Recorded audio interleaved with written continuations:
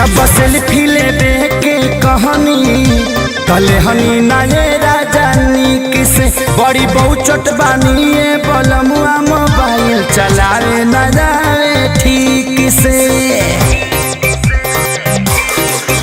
जब सेल्फी लेबे के कहानी तले हनी नाये राजानी किसे बड़ी बहुचट बानिए बलम जी मोबाइल चलावे न जावे ठीक से। कान खोल के सुन ली अब की करब ना कि देरी यार देरिया बलम एगो रील बना देना बलम एगो रील बना लेना जनवा धारे के बेरिया बलम एगो रील बना लेना जनवा धारे के बेरिया।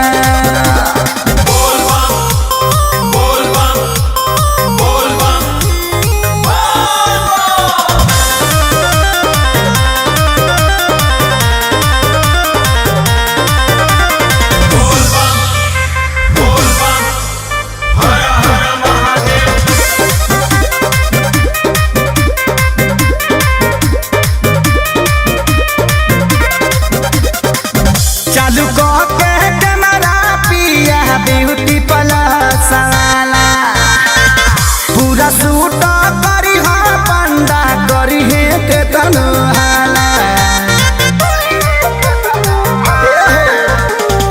चालू के कैमरा पिया ब्यूटी प्लस वाला पूरा सूट करी हो बंदा करी है के तनहाला।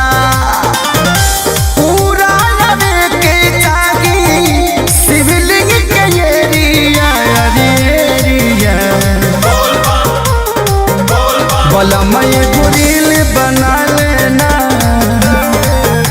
बलम एगो रील बना लेना जनवा धारे के बेरिया बलम एगो रील बना लेना जनवा धारे के बेरिया।